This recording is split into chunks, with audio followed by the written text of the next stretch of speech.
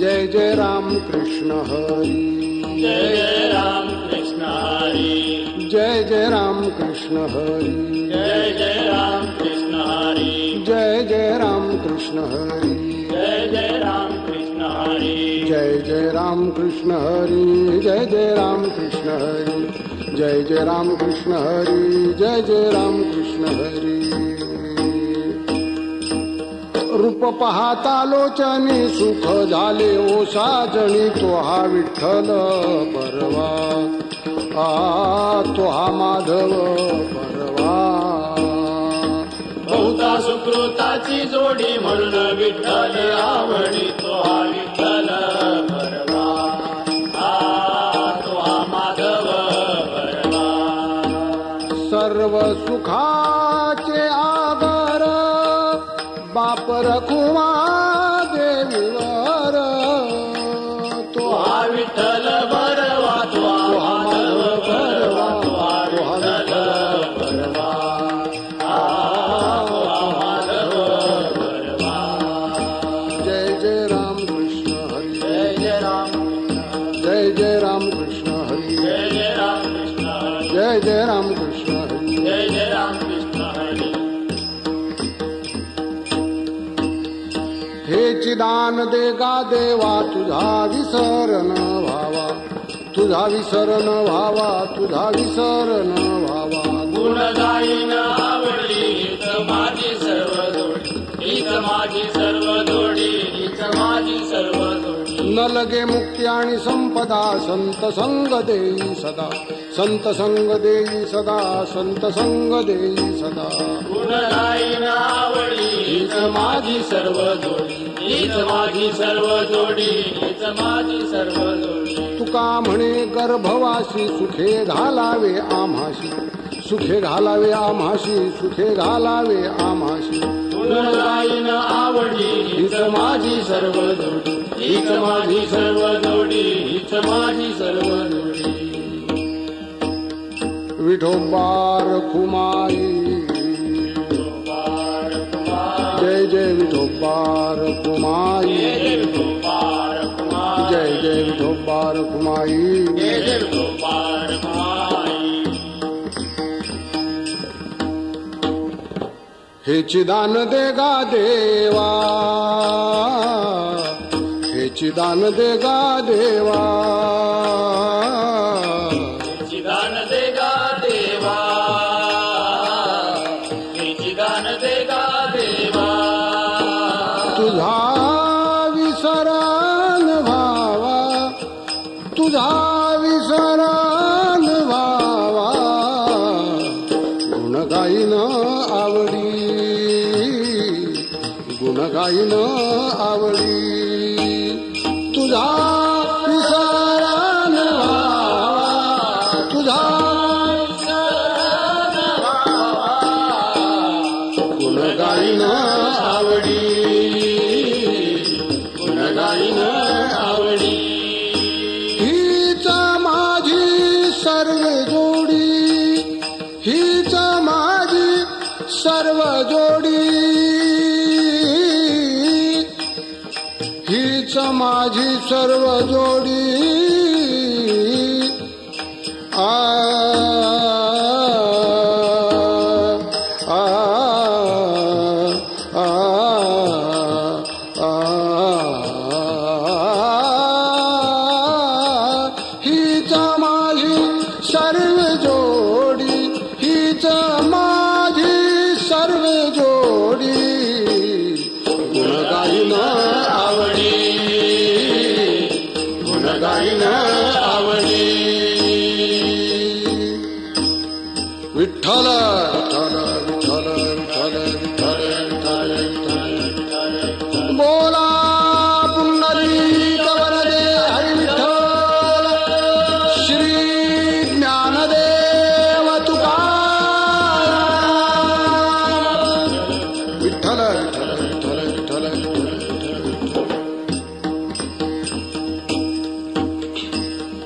हे चिदान दे गा देवा, तुझा विसरण व्हावा. गुण गाईन आवडी, हीच माझी सर्व जोडी. न लगे मुक्ती आणि संपदा संत संग देई सदा. गुण गाई नावडी हीच माझी सर्व जोडी. तुका म्हणे गर्भवासी सुखे घालावे आम्हाशी. गुण गाई नावडी हीच माझी सर्व जोडी. विठ्ठल विठ्ठल विठ्ठल विठ्ठल विठ्ठल विठ्ठल विठ्ठल विठ्ठल. पुंडरीक वरदे हरी श्री ज्ञानदेव तुकाराम. विठ्ठल हे चिदान देगा देवा तुझा विसरण व्हावा. गुण गाई नावडी हीच माझी सर्व जोडी.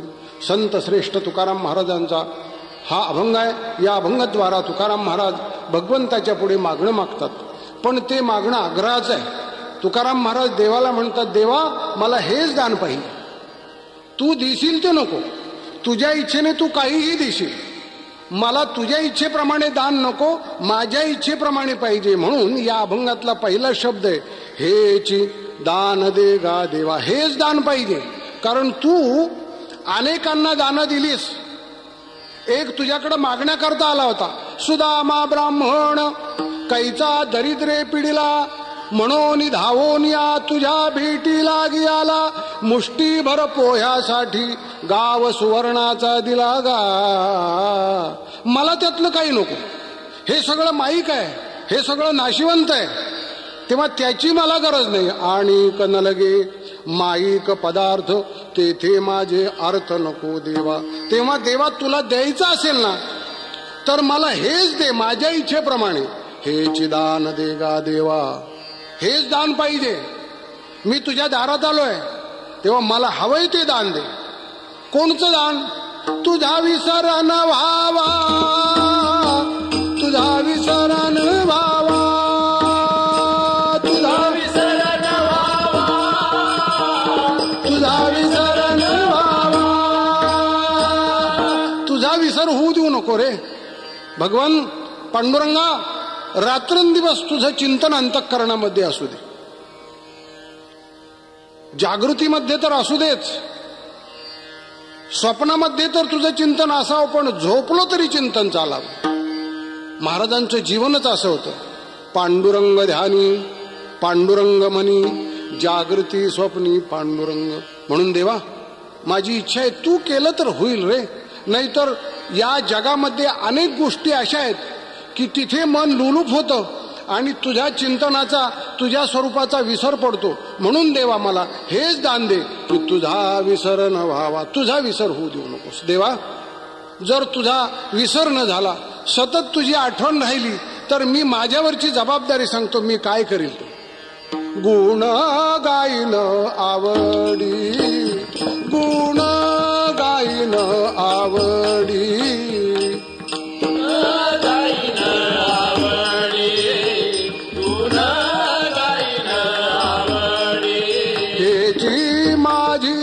सर्व जोडी, हेची माझी सर्व जोडी. गुण गाईन आवडी, गुण गाईन आवडी. मला जर सतत तुझा आठव राहिला तर मी दुसरं काय करणार रे पांडुरंगा. नाहीतरी जीवनात ठरून टाकलंय दिन राजानी हाच धंदा गोविंदाचे पवाडे. म्हणून देवा मला जर तुझा आठव राहिला ना तर मी तुझे गुण आवडीनं गाईन. देवाचे गुण गायचे. एक तोंड अपुरं आहे देवाचं गुण गाण्याकरता. देवाचे गुण किती आहेत? अनंत म्हणती माझ्या स्वामी ते, अनंत गुण त्या ते म्हणून या. देवाचे गुण अनंत आहेत की त्या देवाच्या गुणाचं वर्णन करायचं ठरलं तरी आपलं तोंड अपुरं पडणार आहे, आपली बुद्धी अपुरं पडणार आहे, आपलं ज्ञान अपुरं पडणार आहे. तरी पण महाराज म्हणतात देवा नाहीतरी दुसरं काय करावं. तुझे अपार गुण आहे ते मला माहिती आहे. तुझी अपार नाही गुणा माझी अल्पमती नारायणा. देवा मला माहिती आहे तुझे गुण अपार आहेत. अरे गुणच काय, तुझे गुणही अनंत आहेत, तुझी रूपही अनंत आहेत, तुझे वेशही अनंत आहेत, तुझ्या लीलाही अनंत आहेत, तुझी नावही अनंत आहेत आणि तुझं नाव सुद्धा अनंत. अरे तुझं नाव सुद्धा अनंतच आहे की रे. तुकाराम महाराजांनी अनेक ठिकाणी अनंत नावाचा उल्लेख केलाय. महाराज म्हणतात, ठेविले अनंते तैसेची राहावे.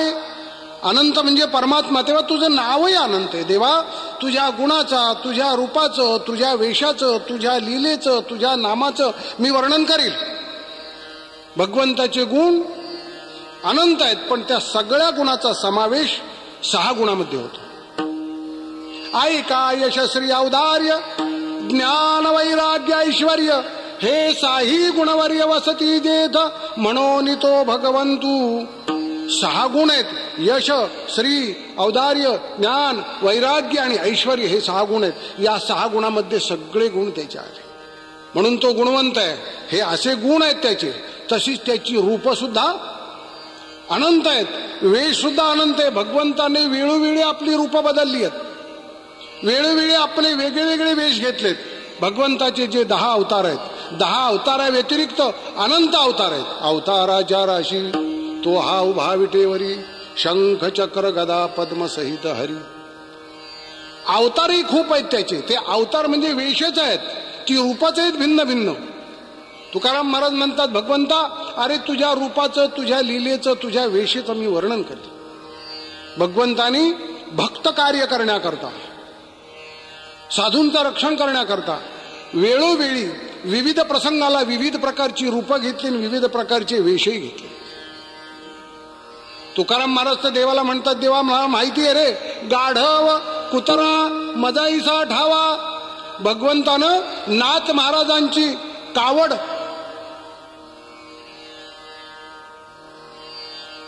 त्या कावडीतलं पाणी पिण्याकरता भगवंतानं गाढवाचं रूप घेतलं, हे आपल्याला माहिती आहे. तसंच मंडळी, नामदेव महाराजांची परीक्षा पाहण्याकरता सुद्धा भगवंतानं कुत्र्याचं रूप घेतलं होतं.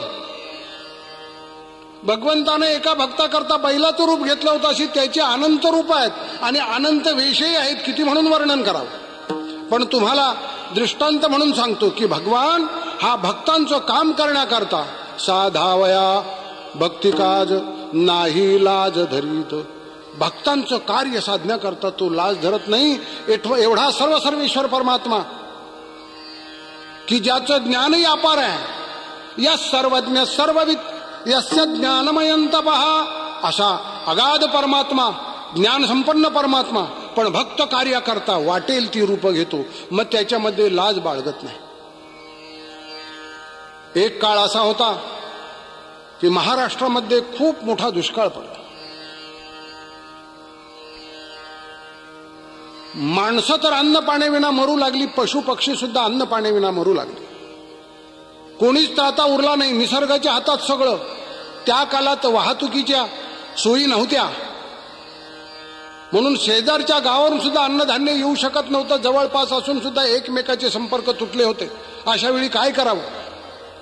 दामाजी पंतांनी आपले सल्लागार बोलवले आणि मंगळवेढ्यामध्ये बैठक घेतली आणि ठरवून टाकलं की आपल्या स्वाधीन बिदरच्या बादशहाचं कोठार आहे. खंडोगणती धान्य त्या कोठारामध्ये ते तसंच राहायचे. त्याऐवजी या वेळेला जर ते उपयोगी पडलं तर अनंत जीव वाचतील म्हणून त्यांनी ठरवून टाकलं. आणि त्याप्रमाणे ते सगळं कोठार, ज्वारीचं कोठार, गोरगरिबा करवी, उपाशी तापाशी लोका करवी सगळं रोटलं, लोकाला ज्वारी वाटून टाकली. ही बातमी बिदरच्या बादशहाला पोहोचली. बिदरच्या बादशहाने लगेच प्रधानाला बोलून घेतलं. म्हणले, प्रधानजी, माझ्या परवानगीशिवाय दामाजी पंतांनी मंगळवेढ्यामध्ये भुयारात असणारं ज्वारीचं कोठार लुटलं कसं. सबब त्याला असेल तसा पकडून आणा आणि शासन करा. फरमान निघालो. 4 शिपाई निघाले दामाजी पंताला पकडण्याकरता, धरण्याकरता, आणि बांधून बादशहाच्या पुढे उभं करायचं ठरलं. ही गोष्ट भगवंताला कळायला काय वेळ लागणार आहे. न सांगता तुम्हा कळो येते अंतर, विश्वी विश्वंभर परिहार चिन्ह लगे. त्याला अंतर कळतं. भगवंत विटेवर उभे होते पण विटेवरची पूजा आणि त्याचं दर्शन गोड लागे ना, त्यानं ताड करून विटेवरून खाली उडी टाकली. मनामध्ये आला की कोणता वेश घ्यावा. तसाच मंदिरातून निघाला तो हरिजनवाड्यामध्ये. एक वारकरी पहाटच्या वेळेला हातात विणा, गळ्यात विणा, हातात चिपळ्या घेऊन भजन करत होता. पहाटच्या वेळच्या भूपाळ्या म्हणत होता. योगिया दुर्लभ तो म्या देखिला साजणी, योगिया दुर्लभ तो म्या देखिला साजणी. पाहता पाहता मनान पुरे धणी, पाहता पाहता मनान पुरे धणी. देखिला देखिला माये देवाचा देव, देखिला देखिला माये देवाचा देव. अशी भूपाळी म्हणतोय तोपर्यंत भगवान त्याच्या दरवाजामध्ये कटेवर हात ठेवून उभे. त्याने डोळे उघडून पाहतो तर सर्वसर्वेश्वर परमात्मा पांडुरंग. देखिला देखिला माये देवाचा देव. आनंद वाटलं की अभंग म्हणतो का आणि भगवान पुढे उभा राहतो का. विणा चिपुळ्या बाजूला ठेवल्या, साष्टांग दंडवत पांडुरंगाला घातले. म्हणतात, पांडुरंगा, अरे तुझ्या भेटी करता इंद्र चंद्रादी देव वाट पाहतात, तुझं नख त्यांना दिसत नाही आणि माझ्या गरीबाच्या झोपडीत तू आलास. देवा, अरे असा धावत कसा आलास? अशी काय माझी भक्ती आहे? काय मी भजन केलंय? नाही रे भक्ता, मी एका कामाकरता तुझ्याकडे धावत आलोय, तेवढं माझं काम करशील का? तो म्हणलं, पांडुरंगा, तुमचं काम आणि माझ्याकडे? देवा कळू देत तर खरं. नाही पण करशील का काम माझं? भक्त म्हणतो, पांडुरंगा, अरे सर्व प्राण सुद्धा तुझ्या चरणी समर्पण करायला तयार आहेत, तर तू काम काय विचारतो सांग. पांडुरंग म्हणतात की मला एका भक्तांच्या कामाकरताच जायचंय, त्यासाठी तुझ्या अंगावरचे जे कपडे ते मला दे आणि माझ्या अंगावरचे तू घे. तो भक्त म्हणतो, देवा, अरे एकदा चुकून तूच विसरला सगळे कपडे त्या जनाबाईच्या इथे, तर तिला शिळावर द्यायची तयारी केली गेली आणि आता राजरोस मी तुझे कपडे अंगावर घातले तर आणखी माझं काय होईल कोणाला माहिती. तू म्हणलास ना पंचप्राण तुला समर्पण केलेच, आता द्यावे लागतील. देवा घे रे, तुझ्या पुढे नाही काय म्हणतोय. म्हणून त्या भगवत भक्ताने आपल्या अंगावरचे कपडे काढले, डोक्यावरचं मुंडासं काढलं, अंगातली बाराबंदी काढली, कमरेला लंगोटी होती ती काढली, खांद्यावर घोंगडी होती ती दिली, हातात काठी होती ती दिली, तिथेच दाराजवळ चपला होत्या तुटक्या त्या दिल्या. पांडुरंगाने त्या तुटक्या चपल्या, मोडकी काठी, खांद्यावर कांबळी, डोक्यावर पगडी, मिसाचे किल्ले, कानामध्ये बाळे, हातामध्ये कड, कपाळावर विस्तीर्ण गंध, असं ते शरीर. आणि तो दामाजी पंताचा नोकर म्हणून त्या वारकऱ्याच्या पुढे उभा राहिला आणि आपला सगळा पोशाख त्या वारकऱ्याला घातला. देवे भक्ता लागी उपचार मांडिले, शांती सुखासनी माने बैसविले, देवोन चिन्मयाचे छत्र गौरविले.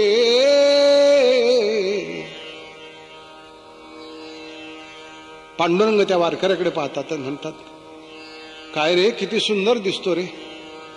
तो वारकरी म्हणतो, देवा, अरे गारगुटी रेशमात जरी ठेवली तरी ती गारगुटीच. पांडुरंगा, सांग रे वारकऱ्याचा, तू मी कसा दिसतोय? ते म्हणले, देवा, अरे हिरा चिंधीमध्ये जरी ठेवला तरी हिऱ्याची किंमत ती किंमत, हिऱ्याचं तेज. पांडुरंगा, काय रे छान दिसतोय, या वेशात सुद्धा तू शोभून दिसतोय ना. भगवंताचा तो वेश.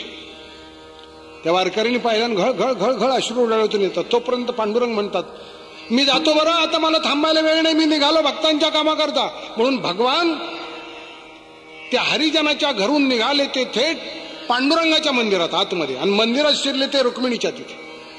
रुक्मिणीने जसं तिकडून हा हरिजन येतोय पाहिल्याबरोबर विटेवरूनच गरजली मोठ्याने, अरे कोण आहे तिकडे?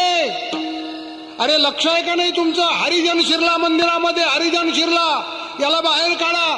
देऊळ बाटलं, अरे हरिजन शिरला, बघ महार शिरला, कोण आहे का तिकडे? हा तसाच पायऱ्या चढतोय वर. म्हणतात, ए रुक्मिणी, अगं कोणाला महार म्हणतीस, कोणाला हरिजन म्हणतीस? अरे आहे का कोणी तिकडे? हा पहा, मला उलटा आणि एकेरी शब्दात बोलतोय, काढा याला बाहेर, महार शिरला देवळात.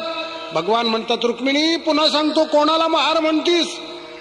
अगं मी प्रत्यक्ष पंढरराय पांडुरंग आहे, पण जेव्हापासून तुला वरलंय तेव्हा महार झालोय मी.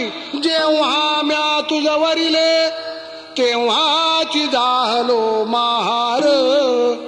जेव्हा मी तुझ्याशी लग्न केलं, तुला पळून आणलं कौंडण्यपुरीवरून, त्यावेळेलाच कोण झालो? रुक्मिणी म्हणजे कोण? लक्ष्मी. लक्ष्मी म्हणजे कोण? मा. आणि माचं हरण करणारा तो कोण? महार. रुक्मिणी म्हणती, पांडुरंगा तुम्ही आणि या पोशाखामध्ये? देवा हे काय? हा पोशाख कशा करता? हरिजनाचा पोशाख घेतलास? रुक्मिणी, अगं ज्यांनी सर्वस्व माझ्या चरणी समर्पण केले, पंचप्राणाची कुर्बान केली माझ्या चरणाजवळ, त्यांच्या करता हा वेशच काय? वाटेल ते करायला तयार, वाटेल ते घ्यायला तयार आहे मी वेश. रुक्मिणी, बोलायला वेळ नाही, निघालो मी. म्हणून पांडुरंग मंदिरातून जे बाहेर पडले ते कुठे गेले? थेट बिदरला. आणि तिथे बिदरच्या बादशहाचा दरबार भरला होता. त्या दरबारामध्ये शिरले. तिथे अडवलं त्याला, ए कुठे चाललास? म्हणला दामाजी पंताचा मी सेवक आहे, काही चिठ्ठी दिली दामाजी पंतांनी, ती सरकारांना सादर करण्याकरता चाललोय. आज सोडलं त्याला. दरबार भरला होता आणि दरबारातच बादशहाला हा मुजरा करतोय. जोहार माय बाप जोहार, माय बाप जोहार, माय बाप जोहार, जोहार माय बाप जोहार, जोहार माय बाप जोहार. मी संता घरचा महार, माय बाप मी संता घरचा महार, माय बाप, माय बाप जोहार, माय बाप जोहार, जोहार माय बाप जोहार. काय रे, कुठून आलास तू? म्हणला मी मंगळवेढ्यावरून आलो. काय तुझं नाव? म्हणला मला विठू म्हणतात. गाव कोणचं? मूळ गाव पंढरपूर. कुणी पाठवलंय? म्हणला मालक दामाजी पंतांनी पाठवले. कशा करता? ही पाय चिठ्ठी. मुंडाशात चिठ्ठी खोवली होती, ती टाकली बादशहाच्या. बादशहाने ती चिठ्ठी वाचली. ते अक्षर कोणाचं होतं? ते अक्षर परमात्म्यानंच लिहिलेलं होतं. अक्षरं दिव्य परमम. त्या परमात्म्याला सुद्धा अक्षर म्हटलं जातं. अक्षराने लिहिलेलं अक्षर ते कसं असेल? का आपल्या अक्षरासारखं आहे का? की आपण लिहिलंच आपल्याला वाचता येत नाही असं आहे काय? दोघी मैत्रिणी बसल्या होत्या आणि मुंबईहून पत्र आलं एका मैत्रिणीचं. का ग म्हणले, कोणाचं पत्र आलं? म्हणले तिकडून आलंय. वाच बरं, काय तुझ्या नवऱ्याचं पत्र आहे? ती म्हणल्या, अगं माझ्या नवऱ्याची काय सांगू गोष्ट. त्यानं पत्र लिहिलं की ते त्यांचं त्यांनाच वाचता येत नाही. ती म्हणती की माझ्या नवऱ्याने लिहिलेलं पत्र त्यांची त्यांना वाचता येत नाही, तुझं तरी बरं आहे, दुसरं तरी वाचतो, वाच ना. म्हणले नाही नाही मला नाही वाचता यायचं. म्हटलं असा माझा नवरा इतका हुशार आहे की दुसऱ्याला वाचता येत नाही त्याचं पत्र. चतुरस सखी मे भरता स्वयमपि लिखितम परो न वाचयती. स्वतः लिहिलेलं दुसरा वाचतच नाही, वाचूच शकत नाही. आणि म्हणले अगं तुझा तरी नवरा बरा की त्यानं लिहिलेलं दुसऱ्याला वाचता येत नाही, पण माझा नवरा तर असा आहे, चतुरस सखी मे भरता स्वयमपि लिखितम स्वयं न वाचयती. स्वतःच लिहिलेलं स्वतःलाच वाचता येत नाही. अशी अक्षरं काही काहींची असतात. जो अक्षर नाम परमात्मा त्याचं ते अक्षर होतं. बादशहानी पुढे धरल्याबरोबर अक्षर वाचता क्षणी समाधी. भगवंताला वाटलं असं समाधीमध्ये जर हा राहिला तर काम कसं व्हायचं पुढचं. पुन्हा डोळे उघडले बादशहानं आणि चिठ्ठी वाचली.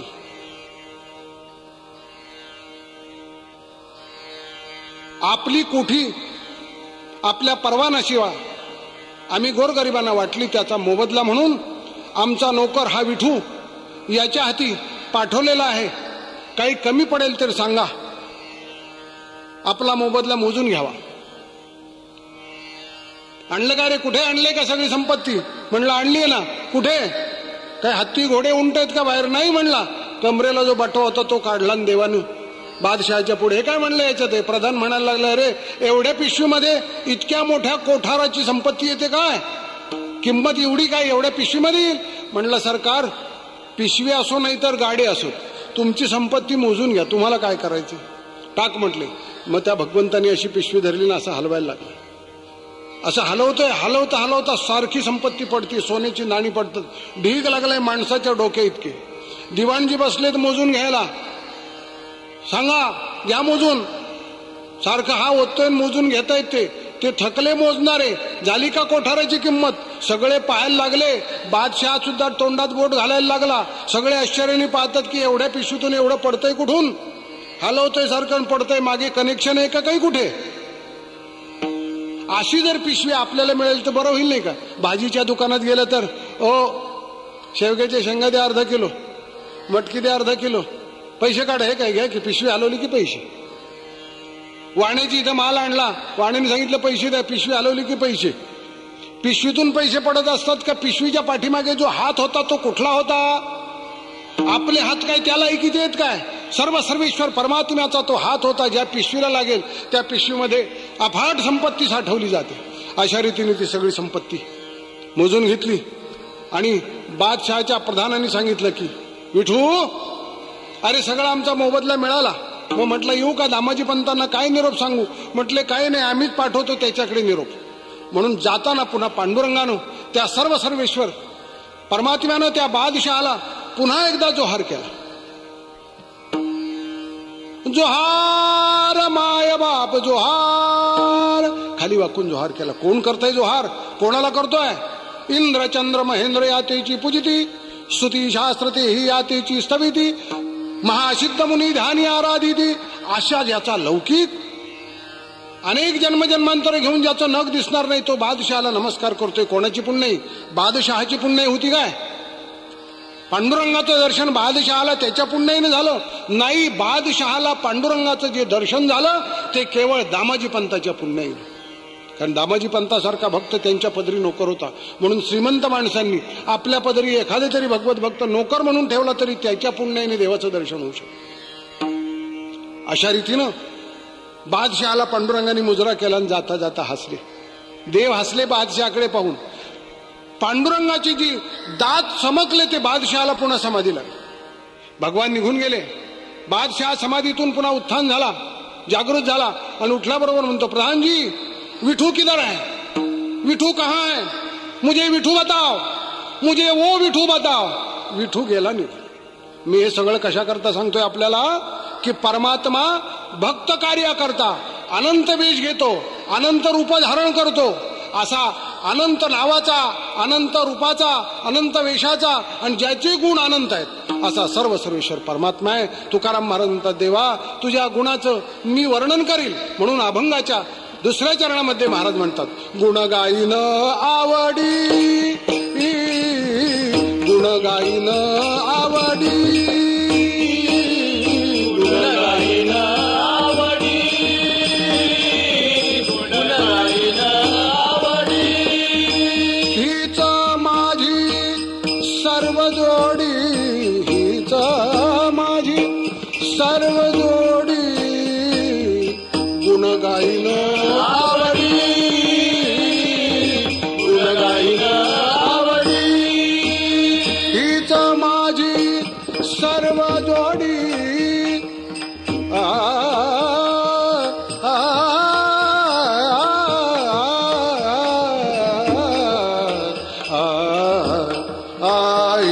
हीच माझी सर्व जोडी, हीच माझी सर्व जोडी, हीच माझी सर्व जोडी. गुण गाईन आवडी, गुण गाईन आवडी.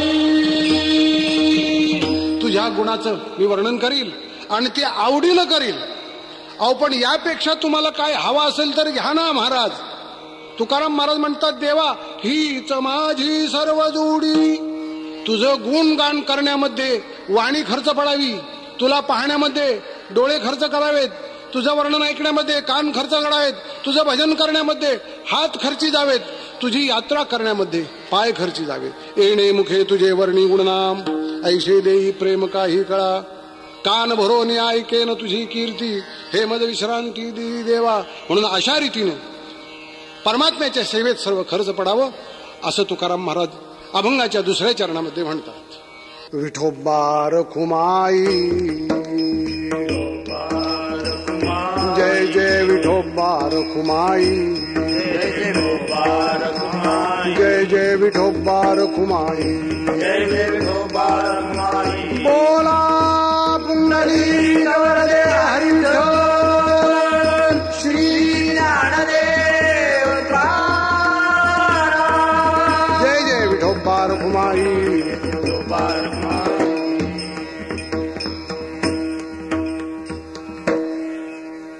संत तुकाराम महाराज याच अभंगाच्या 3ऱ्या चरणामध्ये म्हणतात की देवा,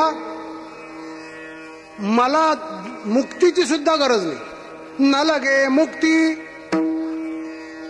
मुक्ती नको मला. कारण अगोदरच्या चरणात तुकाराम महाराजांनी देवाला सांगितलंय ना की देवा, तुझे गुण गाण्यामध्येच माझी सगळी जोडी आहे, सगळं प्राप्तव्य त्याच्यामध्ये, सगळा लाभ त्याच्यामध्ये, मला सगळं मिळाल्यासारखं आहे. आता यापेक्षा मला दुसरी कशाची गरज नाही. फार काय सांगावं की सगळ्यात श्रेष्ठ गती, श्रेष्ठ स्थिती म्हणून ज्याला म्हणतात की जी ज्ञानाविना मिळत नाही. ज्ञानेन मुक्तीर न तु मुंडनेन, ज्ञानानं मुक्ती मिळते. मोक्ष देईल ज्ञान एत कीर नाही आन. ते ज्ञान मिळवण्यासाठी भली भली माणसं भवस्वर्गा उभगले, मुमुक्षु योग ज्ञाना वळगले, पुढती नयो या निघाले पैजा जेथ. पैज मारली की आम्हाला ती गती गाठायची आहे, मुक्ती मिळवायची आहे. म्हणून असा सर्वस्वाचा त्याग करून, खूप प्रयास करून, खूप शरीराला कष्ट देऊन मुक्ती मिळत असती. तुकाराम महाराजांनी ती तरी मुक्ती घ्यावी ना. पण तुकाराम महाराज देवाला म्हणतात की देवा, तुझ्या गुणगानात जो आनंद आहे त्या आनंदापेक्षा मला बाकीची कशाची गरज नाही. म्हणून अभंगाच्या 3ऱ्या चरणात महाराज म्हणतात, न लगे मुक्ती आणि संपदा, संत संग देई सदा, संत संग देई सदा, संत संग देई सदा. न लगे मुक्ती सण संपदा, संत संग देई सदा, संत संग देई सदा, संत संग देई सदा. देवा, मुक्ती नको रे मला. आणि मुद्दाम मी देवा तुला सांगतोय नको म्हणून, कारण मला माहिती आहे की पूर्वी ज्यांनी भक्ती केली आहे असे श्रेष्ठ श्रेष्ठ भक्त होऊन गेले, पण त्यांना सुद्धा तू रिद्धी सिद्धी देऊन फसवलं, फार काही मुक्ती देऊन फसवलं. आम्हाला ते नको. पूर्वी जेणे केली तुझी भक्ती, त्याशी ठकविले देवोनी आपुली मुक्ती. हे ठकडे पण श्रीपती, सर्वथा मज प्रती न चाले. माझ्याजवळ हे ठकडेपणा तुझा चालायचा नाही, तेव्हा मला मुक्ती नको. देव तुकाराम महाराजांना म्हणले ठीक आहे मुक्ती नको, पण तुम्ही संपत्ती तरी घ्या ना. भूलोकामध्ये ऐश्वर्याने जगण्याकरता, चैन करण्याकरता संपत्ती तरी घ्या ना. तुकाराम महाराज म्हणतात की देवा, काय करायचे रे संपत्ती, ती सुद्धा नको. जी छत्रपतींनी मला पाठवली होती ती सुद्धा मी परत दिली, तेव्हा माझी भक्ती अशा करता खर्ची घालू काय. देवा, मला नको, मुक्ती नको आणि संपत्ती नको. न लगे मुक्ती आणि संपदा. देवा, तू म्हणतोस ना काहीतरी घ्या, तुला द्यावंसं वाटतंय ना, मी काहीतरी मागावं असं वाटतंय ना, मग देवा तू मला द्यायचंच असेल तुला तर मी मागतो ते दे. देव म्हणतात काय देऊ सांगा. तुकाराम महाराज म्हणतात, संत संग देई सदा, संत संग देई सदा. मला फक्त संत संगती दे. पांडुरंगा, अरे संतांच्या संगतीमध्ये किती आनंद असतो, काय सांगावं. नामदेव एका ठिकाणी म्हणतात, देवाला सांगताना नामदेव महाराज म्हणतात, संत संगतीचे काय सांगू सुख, आपण पारिखे नाही तेथे. जगात सगळं मिळेल, संताचे संगती प्रेमाचा कल्लोळ. तेव्हा देवा, मला संताची संगती दे. बाकी सगळं मिळेल जगामध्ये. तप केलं तर वाटेल ती लोकांतर मिळतील. म्हणून एके ठिकाणी एक फकीर सांगतोय, तात मिले, मोठं गोड आहे वाक्य त्याचं. तो म्हणतो की जगात सगळं मिळेल, तात मिले पुनिमात मिले सुतभ्रात मिले युवती सुखदाई राज मिले गजबाज मिले सबसाज मिले मनोवांछित पायी लोक मिले विधि लोक मिले सुरलोक मिले बैकुंठ बिजाई कहे निपट निरंजन लाल सब कुछ मिले परिसंत समागम दुर्लभ रे भाई संत संग धरा तुम्ही हरिभजन करा. कबीर महाराज सुद्धा एका ठिकाणी मोठं गोड सांगतात, संगत संतन की करले जन्म का सार्थक कुछ करिले. संगत संतन की करले जन्म का सार्थक कुछ करले. संगत संतन की करले जन्म का सार्थक कुछ करले. संगत संतन की करले जन्म का सार्थक कुछ करले. म्हणून देवा मला कशाची गरज नाही, फक्त संताची संगती दे. संताच्या संगतीमध्ये जो आनंद मिळतो तो आनंद दुनियेमध्ये कशानेही कुठेही आणि केव्हाही मिळत नाही. म्हणून देवा तुला द्यायचंच असेल तर संत संग देई सदा. म्हणून महाराज अभंगाच्या 3ऱ्या चरणामध्ये म्हणतात, न लगे मुक्ती धनसंपदा संत संग देई सदा. हे दिलस ना देवा, मग मात्र मी गुण गाईन आवडी, गुण गाईन आवडी, गुण गाईन आवडी, गुण गाईन आवडी. हीच माझी सर्व जोडी, हीच माझी सर्व जोडी, गुण गाईन आवडी, गुण गाईन आवडी. त्याच्यातच सगळी प्राप्ती माझी आली देवा, दुसरं काही नको. देव तुकाराम महाराजांना पुन्हा म्हणतायत असं आपण गृहीत धरू. देव म्हणतात की तुकोबाराया तुम्ही मुक्ती नको म्हणता, संपत्ती नको, आणि मग तुम्हाला जर मुक्ती नाही घेतली तर पुन्हा जन्म घ्यावा लागेल ना. कारण जन्माभाव रूप जो मोक्ष ज्याला मुक्ती म्हणतात ती नाही घेतली तर पुन्हा जन्माला यावं लागतं. आणि जन्माला येण्यामध्ये किती दुःख असतं माहितीये. 9 मास कष्टलाशी 10व्याने प्रसूत झाली, येताची कर्मजाड तुझी मान अडकली, आकांतु जननीये धाय मोकलिली, स्मरे त्या हरिहरा ध्यायी कृष्ण माऊली. मदालसा आपल्या मुलाला सांगत असताना म्हणतात, बाळा अरे काय सांगा, 9 महिन्याचे दुःख किती असतं, आणि 9 महिन्यात उदरामध्ये जो गर्भ राहतो तो किती आपत्तीत राहतो. नाकी तोंडी कृमी किडे, गर्भवतीचे दुःख गाडे, कवणा पुढे सांगावे. म्हणून तो जन्म तुम्ही घेणार का महाराज. तुकाराम महाराज पांडुरंगाला म्हणतात, देवा अरे मलाही कळते, मी असे किती जन्म घेत घेत आलोय, किती जन्म झाला फेरा, जन्म झाला फेरा, गणित नाही जी दातारा, गणित नाही जी दातारा. किती जन्म फेरा झालाय, अनेक जन्म. पुनरपि जननम पुनरपि मरणम पुनरपि जननी जठरे शयनम, इह संसारे खलु दुस्तारे कृपया पारे पायी मुरारे. महाराज एके ठिकाणी म्हणतायत, किती वेळा जन्मा यावे यावे, किती वेळा जन्मा यावे यावे, किती वेळा जन्मा यावे यावे, किती वेळा जन्मा यावे. नित्य व्हावे फजित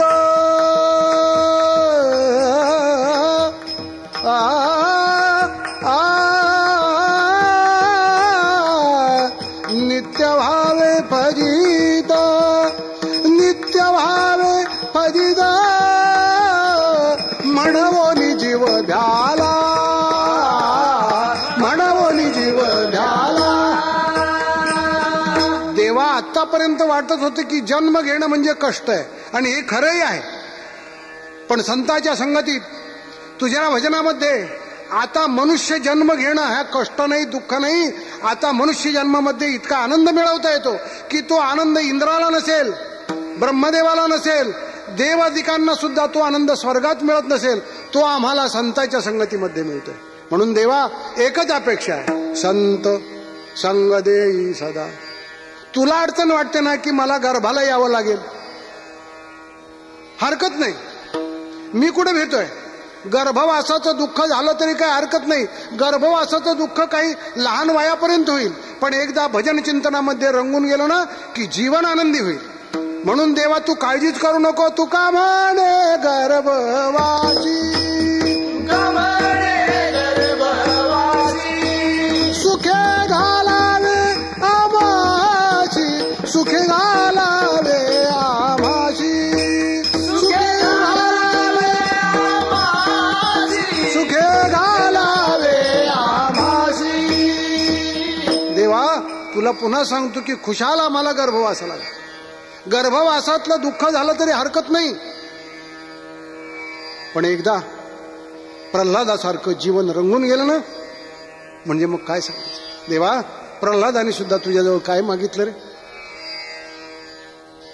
काय त्या प्रल्हादाने तुझ्यावर प्रेम केलं? हिरण्यकश्यपू सारखा पिता, त्याने संबंध राज्यामध्ये फरमान काढलं होतं की माझ्या संपूर्ण राज्यात देवाचं नाव घ्यायचं नाही, देवाची देवळं बांधायची नाहीत, असलेल्या देवळात कुणी जायचं नाही, भजन कीर्तन करायचं नाही. पण देवही असा मोठा हुशार की देवानी त्या हिरण्यकश्यपूच्या उदरीच असा मुलगा जन्माला घातला की तो सतत भगवंताचं नाव घेत असे. प्रल्हादांनी देवाचं नाव सोडावं म्हणून बापानं कयादूच्या हाती म्हणजे प्रल्हादाच्या सख्या आईच्या हाती विष दिलं प्रल्हादाला. कयादू म्हणते प्रल्हादा बाळ, अरे देवाचं नाव घेणं सोड. वडील म्हणतात देवाचं नाव घेऊ नकोस, तर कशाला घेतोस?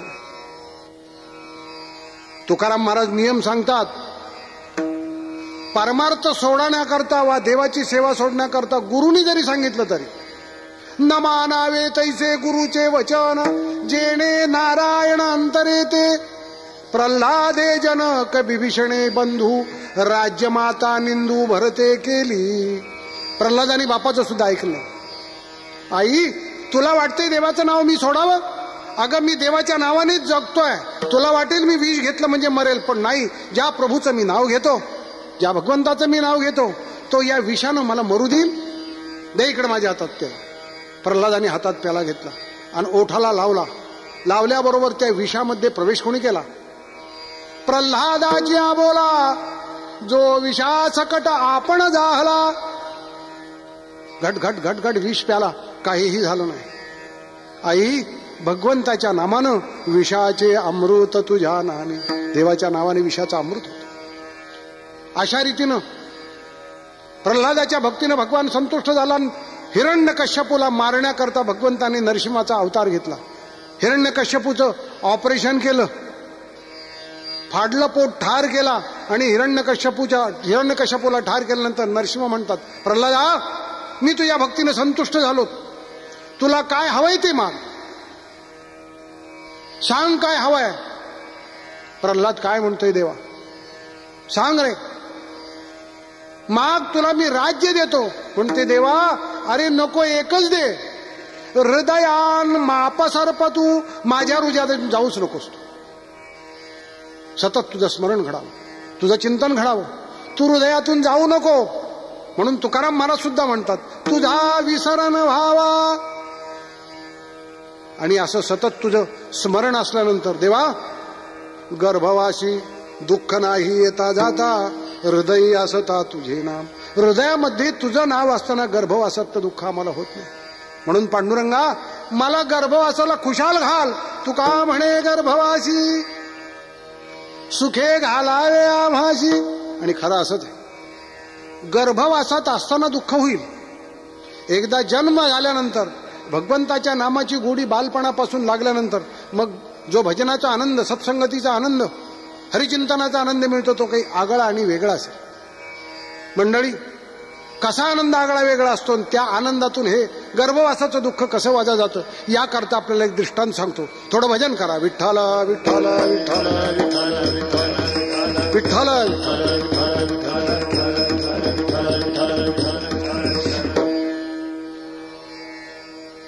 एक सज्जन ग्रहस्थ गावोगाव कीर्तन करत असत. जुना काल त्यावेळेला वाहनाची सोय नव्हती. भर उन्हाळ्याचे दिवस आदले रात्री कीर्तन केलं होतं. गावच्या मंडळींनी उद्या जेवण करून जा म्हणून आग्रह केला. त्याप्रमाणे महाराज जेवण करायला थांबले. जेवण केलं दुपारी 12 वाजता 12:30 वाजता. जेवण झाल्यावर म्हणले आता मला इथून 15 किलोमीटर जायचे, तेव्हा मी जातो लवकर, सूर्यास्त होण्याच्या अगोदरच मला जायचंय.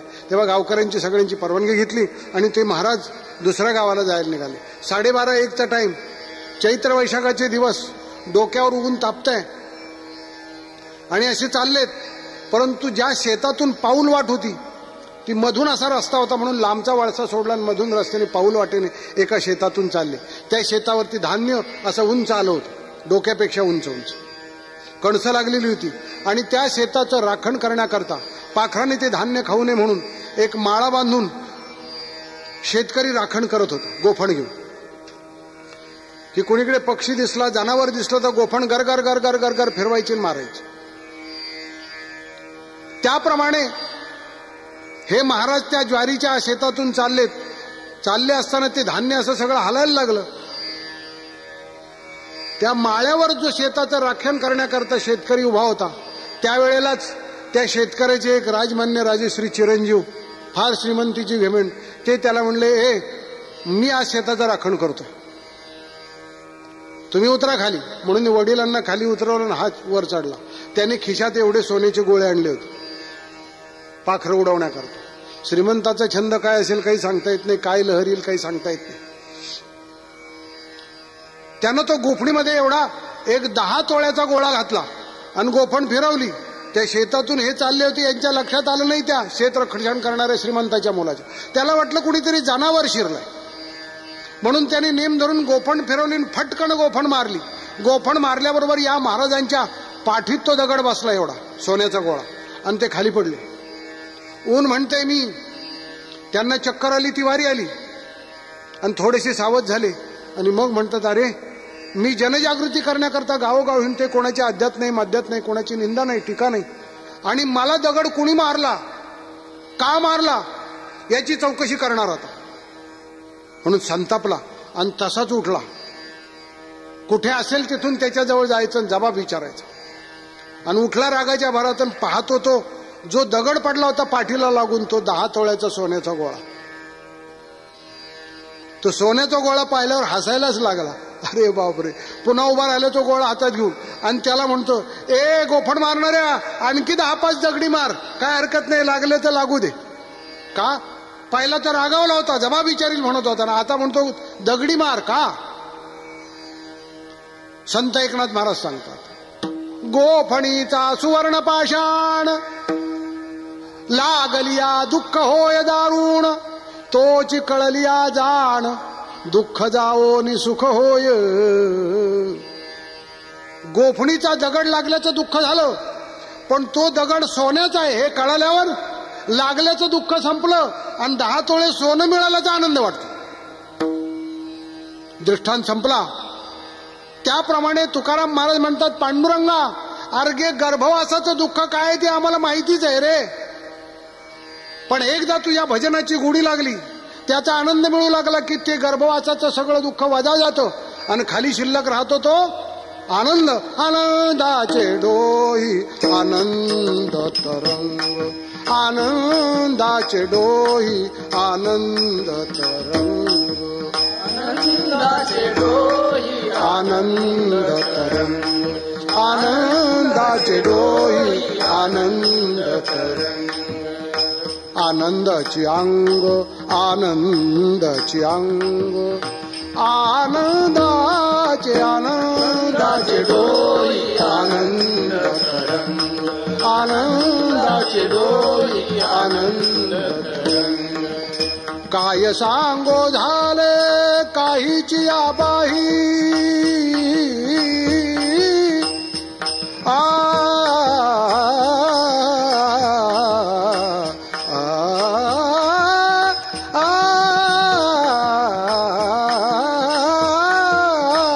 काय सांगो झाले काहीची आबाही, महाराज म्हणतात काय सांगावं भगवान, अरे तुझ्या चिंतनामध्ये तुझ्या कीर्तनामध्ये काय झाले काही सांगता येत नाही.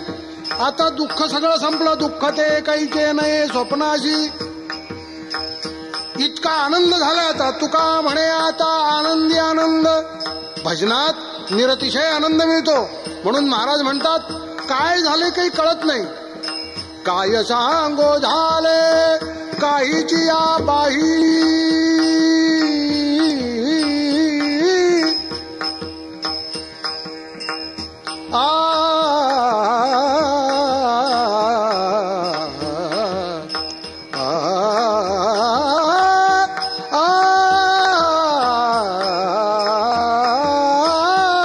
काय सांगो झाले काहीची या बाही.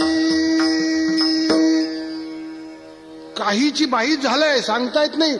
असा जो निरतिशय आनंद जो शब्दात येत आहे तो देवा तुझ्या चिंतनानं आहे. म्हणून पांडुरंगा तुला सांगू, मला गर्भवासाला घातलंच तरी चालेल. म्हणून शेवटच्या चरणात महाराज म्हणतात तुका म्हणे गर्भवासी सुखे घालावे आम्हाशी. सुखे घालावे आम्हाशी. सुखे घालावे आम्हाशी. खुशाल मला गर्भाला घाल. तुका म्हणे गर्भवासी सुखे घालावे आम्हाशी. मग एकदा माणसाचा जन्म मिळाला ना पांडुरंगा, मग दुसरा काही धंदा नाही आमच्या जीवनामध्ये. गुणगायी नावडी हीच माझी सर्व जोडी. ज्ञानेश्वर माऊली ज्ञानराज माऊली तुकाराम. ज्ञानेश्वर माऊली ज्ञानराज माऊली. जय जय ज्ञानेश्वर माऊली ज्ञानराज माऊली तुकाराम. ज्ञानेश्वर माऊली ज्ञानराज माऊली. महाराज ज्ञानेश्वर माऊली ज्ञानराज माऊली तुकाराम. ज्ञानेश्वर माऊली ज्ञानराज माऊली. बोला श्री ज्ञानदेव तुकाराम. ज्ञानेश्वर महाराज की जय.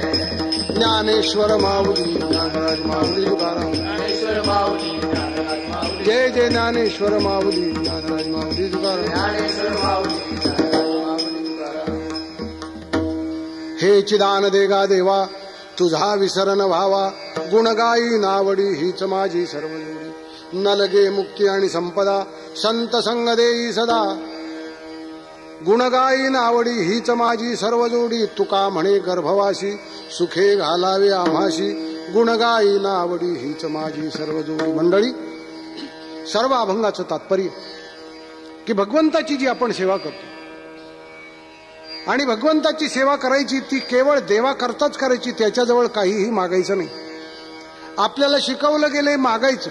आपण देवाच्या देवळात गेल्यानंतर हात जोडून उभा राहतो. देवा कुटुंब सुखी ठेव बरं. लॉटरीचं तिकीट काढणारा माणूस सुद्धा देवाजवळ जातो आणि देवाला म्हणतो देवा माझा एवढा लॉटरीचं तिकीट लागू दे बरं. आपले संकल्प असेच आहेत. अस्माकं सकल कुटुंबानां इह जन्मनी जन्मजन्मनी जन्मांतरे स्थैर्य आयुः आरोग्य ऐश्वर्यम अभिवृद्ध्यर्थम अहम सत्यनारायणं पूजां करिष्ये. हे सगळं मागायचंच का? म्हणून वारकरी संप्रदाय शिकवतो की देवाजवळ काही मागायचं नाही. तुका म्हणे जीव भाव देवा पायी. तुका म्हणे जीव भाव देवा पायी. तुका म्हणे जीव भाव देवा पायी. तुका म्हणे जीव भाव देवा पायी. ठेवोनिया काही न मागती. मागती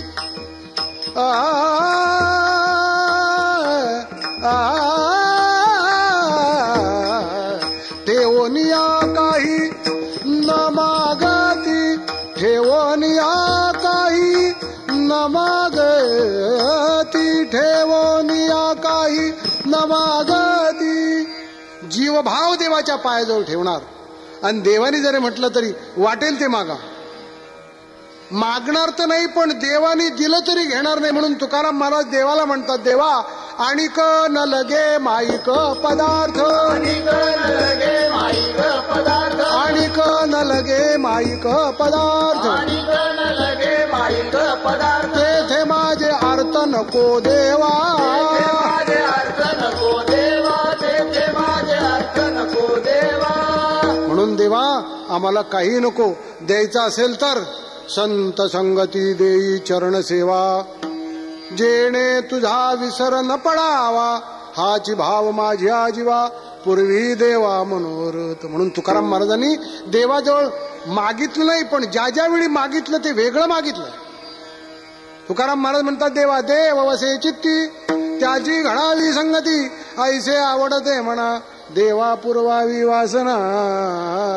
म्हणून आपली जी भक्तांची यादी आहे, संत ज्ञानेश्वर महाराज, संत एकनाथ महाराज, संत नामदेव महाराज, संत तुकाराम महाराज, संत जनाबाई, संत मुक्ताबाई, संत निळोबाराय, या सर्वांनो देवाच्या चरणावर आपल्या प्राणाची कुर्बान केली, पण देवाजवळ नासकं कुचकं ऐश्वर्य मागितलं नाही. ते तर आपल्या प्रारब्धानं कर्माने मिळणार आहे. प्रारब्धेची जोडे धन, प्रारब्धेची वाढे मान, ते मिळणार आहे. त्याकरता देवाचं भजन, देवाची सेवा खर्ची घालायची नाही. देवा तुला द्यायचं असेल तर हेच दे रे. म्हणून वारकरी पंथामध्ये कीर्तन भजन याचा समारोप जर झाला तर शेवटी हा अभंग म्हणतात. म्हणून तुकाराम महाराज सुद्धा म्हणतात, देवा मला द्यायचं असेल तर हेच दान दे गा देवा, तुझा विसरण व्हावा, गुण गायीन आवडी, हीच माझी सर्व जोडी. त्या दृष्टीनं देवा मला गर्भवासाला घातलं तरी हरकत नाही. म्हणून शेवटच्या चरणामध्ये तुकाराम महाराज म्हणतात, तुका म्हणे गर्भवासी, सुखे घालावे आम्हाशी, गुण गायीन आवडी, हीच माझी सर्व जोडी.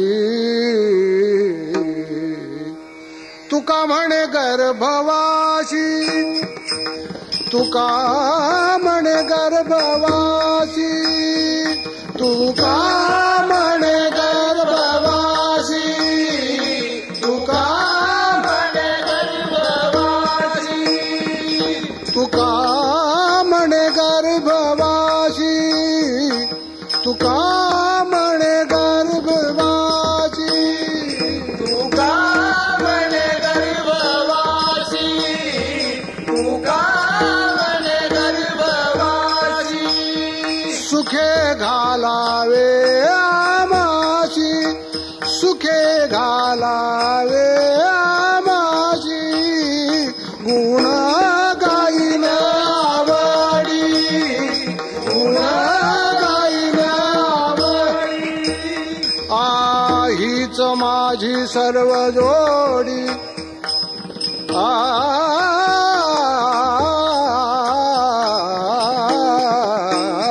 हीच माझी सर्व जोडी, हीच माझी सर्व जोडी,